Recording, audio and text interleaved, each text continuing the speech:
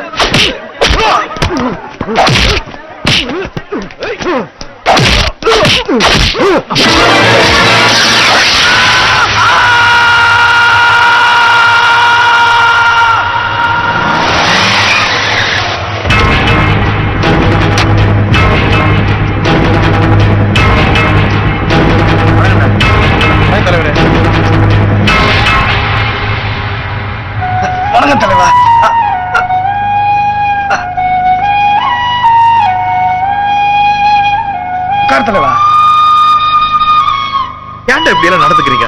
படத்தை ரசிங்க. இந்த மாதிரி பைத்தியக்காரத்தனமான பண்ணாதீங்க. சும்மா இரு தலைவா. அவனுங்க ஆரியாவோட ஆளுங்க. போன தப்பா அவன் படம் ரிலீஸ் ஆனப்போ அவனுக்கு தான் தியேட்டர்ல பிரச்சனை பண்ணானுங்க. அன்னைக்கு தப்பிச்சிட்டானுங்க. இன்னைக்கு போட்டு தள்ளிட்டல. இனிமே உன் படம் ரிலீஸ் ஆச்சுன்னா எந்த பிரச்சனையும் வராது. என்ன நந்த சண்டையில என் கை பூச்சி.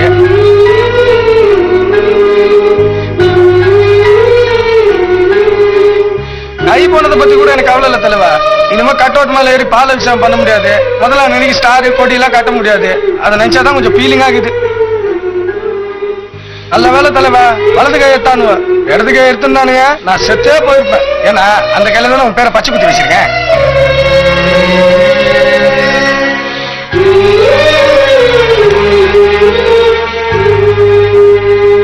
இந்தியாவை வல்லரசு நாடாக மாற்றுவது எப்படி என்ற தலைப்பில் ஆனந்த விகடன் நடத்திய போட்டியில் தேர்ந்தெடுக்கப்பட்ட 14 இளைஞர்களுக்கு விருது வழங்கும் விழாவிற்கு சிறப்பு விருந்தினராக வருகை தந்திருக்கும் பிரபல திரைப்பட நடிகர் திரு சத்யா அவர்களை வருக வருக என வரவேற்கிறோம்.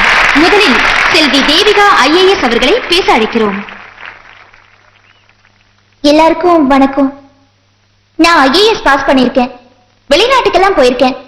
அங்க இருக்கிற ரோடுகளை பார்த்தா கண்ணாடி மாதிரி இருக்கு. முகம் பார்த்து தலை சீவிக்கலாம். ஆனா நம்ம நாட்டுல இருக்கிற ரோடுங்க எல்லாம் கரையான் புத்து மாதிரி இருக்கு. காரணம், கான்ட்ராக்டர்ல ஆரம்பிச்சு மினிஸ்டர் வரைக்கும் ரோடு போட கொடுக்கிற காசுல வீடு வாங்கிக்கிறாங்க. 6 மாசத்துக்கு ஒரு தடவை ரோடு போட்டுட்டே இருக்கிறத விட அந்த பணத்தை மொத்தமா செலவு செஞ்சா 50 வருஷத்துக்கு ரோடு போட வேண்டிய அவசியமே இருக்காது.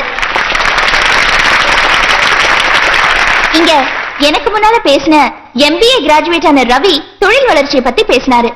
MBBS படிச்சிருக்கிற மிஸ்டர் டேவிட் சுகாதாரத்தை பத்தி பேசினாரு. இங்க இருக்கிற 14 பேரும் நாடு முன்னேற்றத்துக்காக பல நல்ல திட்டங்களை வச்சிருக்காங்க. அவங்க எல்லாம் அரசியல்ல இறங்கி பொதுநல சேவை பண்ணா தமிழ்நாடு சொர்க்க பூமியா மாறிடும்.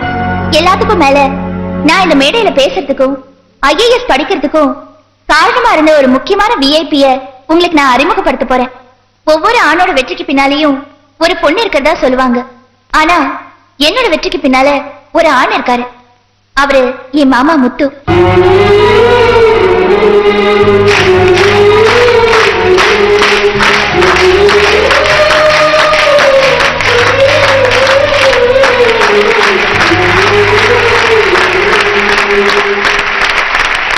பேசல எனக்கு பழகம் இல்லைங்க. கஞ்சா வச்சுக்கின்னு தண்ணி வச்சுக்கின்னு பொறுக்கித்தனமா சுத்தினுங்க. அப்படிப்பட்ட என்ன ஒரு மனுஷனா மாத்தினது என் தலைவர் சத்தியாதாங்க. தலைவர் பட்ட பார்த்துதாங்க என் கெட்ட பழக்கத்தை விட்டாங்க. இவ்வளவு என் தேவிய IAS ஆகினத தலைவர் பட்ட வச்சுட்டாங்க. தலைவர் ஒரு 10ல கஷ்டப்பட்டு ஆட்டோ ஓட்டி வண்டி ஈட்டு அவர் படிக்கனாலும் அவர் முறை பொண்ண டாக்டர் படிக்க வச்சிருப்பாருங்க. அதான் நமக்கு இன்ஸ்பிரேஷன். தலைவரை பத்தி சொல்லணும்னு நிறைய சொல்லினாருங்களாங்க. கல்வியை பத்தி ஒரு 10ல சொல்லிடுறாரு. கல்வி மனுஷனுக்கு 3வது கண்ணு மாதிரி.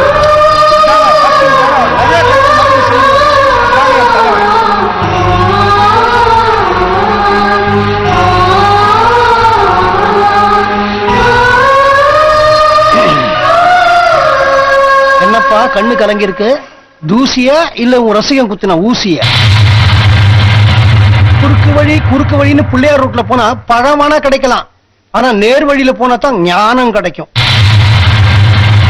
இத பாரு சத்யா, வானவில்லையும் நிறைய கலர் இருக்கு, அதே மாதிரி பச்சோந்தியிலேயே நிறைய கலர் இருக்கு. உன் ரசிகன் உன்னை வானவில் நினைச்சுக்கிட்டு இருக்கான். நீ ஏன் இன்னும் பச்சோந்தியாவே இருக்க? நீ நிழல்ல செஞ்சத நிஜம் நம்பி அவன் திருந்திட்டான். நீ ஏன் நிஜமாக கூடாது?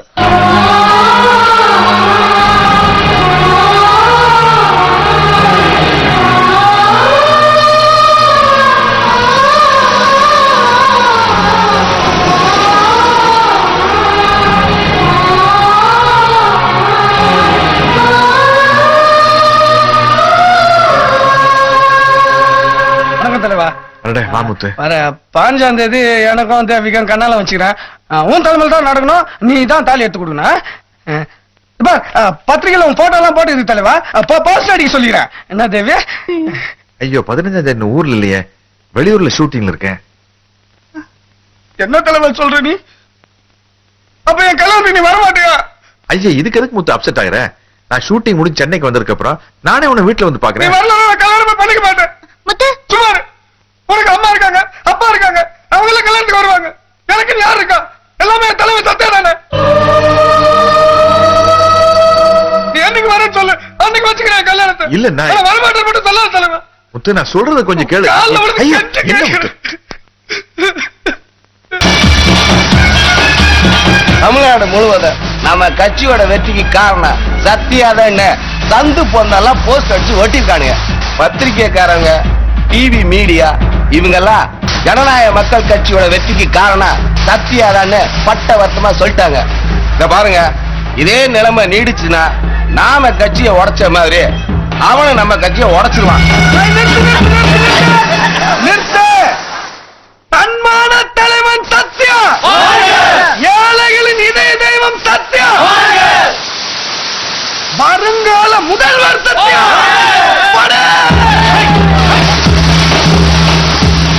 நான் சொல்லல, ஆட்டை கடிச்சு மாட்டை கடிச்சு மனுஷனே கடிச்சுட்டான். அவன் நமக்கு தலைவலியா இருக்கும் போது அனாசிம் கொடுத்துருக்கணும். இப்ப கேன்சரா வளர்ந்துட்டான். அவன் நம்மளை கொஞ்சம் கொஞ்சமா அழிக்கிறதுக்கு முன்னாடி நாம அவனை ஒரேடி அழிக்கணும். கோடம்பாக்கத்துல இருக்கிறவனை கொஞ்சம் தட்டி கொடுத்தாலும் கோட்டை வரி கெட்டி பாப்பான்னு எனக்கு தெரியும். அரசியல் சதுரங்கத்துல எந்த காய் எப்ப நகர்த்தி எப்ப வெட்டணும்னு எனக்கு நல்லாவே தெரியும். இப்ப சத்யா இருக்கிற செல்வாக்குல அவனை நம்ம கொலை பண்ணி சென்ட்ரல் சிபிஐ என்கொயரி சிக்கிர கூடாது. சத்யா சாகணும், ஆனா அது மர்டரா இருக்கக்கூடாது. என்ன சொல்றீங்க? சொல்றத நல்லா கேட்டுக்க. ஒருத்தனை கொன்னா அது கொலை, 100 பேரை கொன்னா அது விபத்து. புரியல? நாளைக்கு சத்யா அவனோட ரசிகர் மன்ற தலைவரோட கல்யாணத்தை தலைமட்டாங்க வரப்போறான். அந்த கல்யாண மண்டபத்தை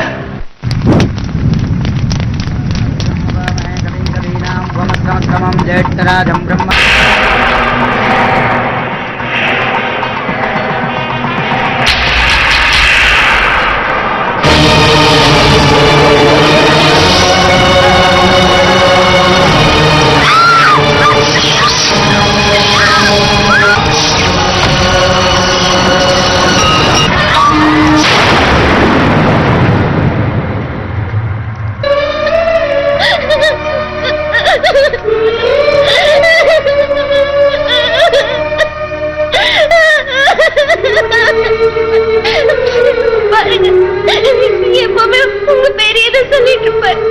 செத்ததுக்கு அப்புறம் உங்க பேர் அவரை விட்டு போல. கல்யாணத்துக்கு வந்த வீடியோக்காரங்க கேமராவில இருந்து லைட்ட போட்டு மண்டபத்தை கொளுத்திட்டாங்க.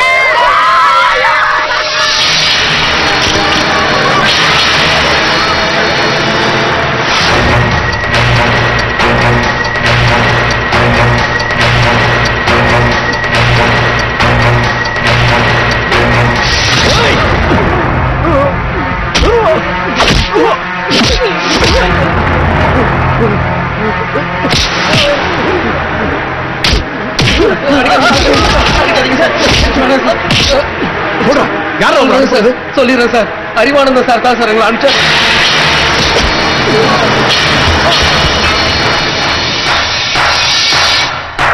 எங்கப்பா புறப்பட்ட? என்கிட்ட நல்லவ மாதிரி நடிச்சு என்ன வச்ச தேர்தல்ல ஜெயிச்சு என்ன கொள்றதுக்காக அநியாயமா 200-300 பேரை கொண்டிருக்கானே. அப்படி கொண்டத சார் என் பெரிய அடங்கும். இங்க ஒரு அறிவானந்தம் இல்ல, 100 அறிவானந்தம் இருக்கான். அத்தனை பேரையும் உன்னால கொல்ல முடியுமா? ஒருவேளை நீ அவனை கொன்னுட்டு ஜெயிலுக்கு போயிட்டா எதிர்கட்சிக்காரங்க உன்னை வெளியில் எடுப்பாங்க, அவங்க கட்சியில சேர்த்துப்பாங்க. உன் மூலமா அவங்க ஆட்சியை பிடிப்பாங்க. கடைசியில அவங்களும் யூஸ் அண்ட் த்ரோ கிளாஸ் மாதிரி உன்னை தூக்கி போட்டுருவாங்க. ஆனா நீ அரசியலுக்குள்ள வந்துட்ட, இனிமே வெளியில போக முடியாது. மத்தவங்க உன் பாப்புலாரிட்டிய மிஸ்யூஸ் பண்றதுக்கு பதிலா உன் பாப்புலாரிட்டிய உனக்கு நீயே யூஸ் பண்ணிக்க கூடாது. இப்போ ஒன்னாலதான் அந்த கட்சி ஜெயிச்சிருக்கு. அடுத்த முதலமைச்சர் தான் தான் அப்படின்னு அந்த அறிவானந்தன் நினைச்சுக்கிட்டு இருக்கான். நீ மட்டும் மனசு வச்சா அந்த மந்திரிங்கெல்லாம் கைக்குள்ள போட்டுக்கிட்டு முதலமைச்சர் நாற்காலியில நீயே உட்காரலாம். சத்யா, முள்ளால் தான் எடுக்கணும். அரசியல்வாதிகளை அவங்க ரூட்ல போய் தான் ஜெயிக்கணும். டேப் மாறி, சோமாரி, மொள்ள மாறி, முடிச்சவிக்கி இப்படி நாட்டுல எல்லாரும் தனித்தனியா இருக்காங்க. ஆனா அது மொத்தமா உங்ககிட்ட இருக்கு. இதுவரைக்கும் சாதாரண நடிகனாக இருந்த நீ மகா நடிகனா மாறணும். இந்த மந்திரி சபையை மாத்தி அமைக்கணும். 40 வருஷமா நாரிக்கிட்டு இருக்கிற அந்த அரசியல் சாக்கடைய நீதான் வேட்டியை மடிச்சு கட்டி கீழே இறங்கி சுத்தப்படுத்தணும். இந்த கரை படிஞ்சிருக்கிற கரை வேட்டி எல்லாம் உஜாலா போட்டு நீதான்பா ஒயிட் வாஷ் பண்ணணும்.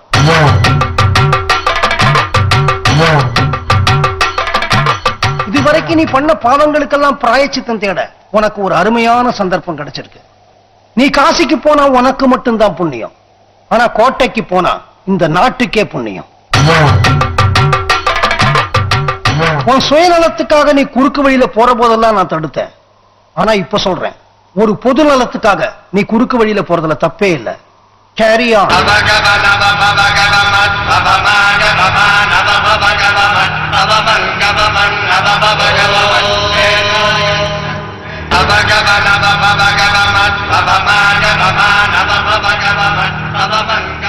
என் வாழ்க்கையில் நான் சிந்தின முதல் சொட்டு கண்ணீர் இன்னும் என் மனசுல வாழ்ந்துட்டு இருக்கிற முத்துக்காத்தா.